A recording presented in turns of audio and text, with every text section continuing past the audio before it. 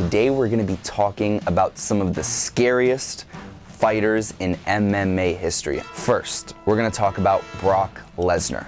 Now, this is a guy who became UFC champion within his first 5 fights with the organization, and this is a man who had to cut weight to make heavyweight. So for a guy to have to cut to 265 pounds, that is incredible, especially when you look at the man. He is just gigantic. Now, he did have some issues with steroids and that later on in his career, but when you look at Brock Lesnar coming over from professional wrestling into the world of mixed martial arts, he was just absolutely terrifying, and there was not a lot of men on earth that wanted to get into a cage with him, and he did ultimately become UFC heavyweight world champion. Second, we're going to be talking about Francis Ngannou. Now, Francis Ngannou personally is one of my favorite fighters ever. He is the current UFC heavyweight champion, and I don't even think we've ever seen in human history a body like that or punching power like that, which I believe he has the world record for punching power. This guy puts people out with just one punch, and he's done it multiple times in his career, and it's just it's a human force. I mean, he's about 6'4", 260 pounds, full muscle. He's lean. He walks in there, he just stares at you and he charges forward. He has very long arms and he just swings. I mean, if you look at that fight against Jairzinho Rozenstruik, where he's just coming, plodding forward, swinging away, and then literally it was just the last one of his 5 punches that connected, and Biggie Boy was just out cold.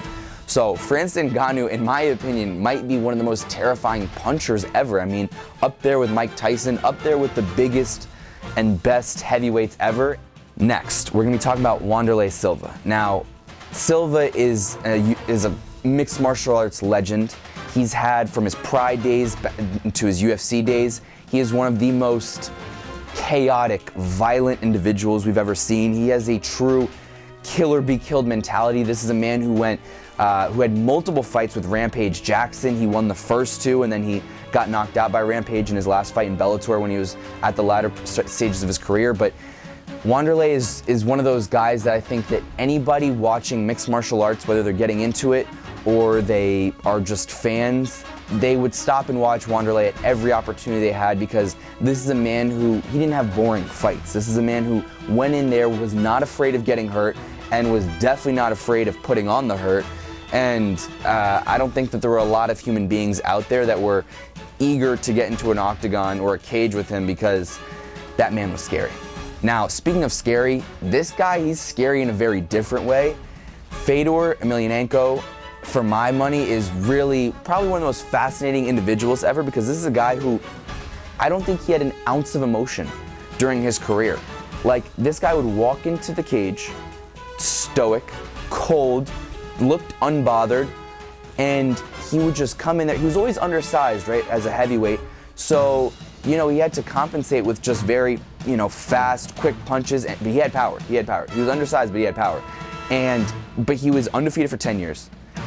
He was this legend, this Russian legend, that nobody really could figure him out for so long. And he would just kind of do his thing, walk into the cage, knock dudes out, walk out of the cage, and he was loved by all of his fans, Russia, all over the world.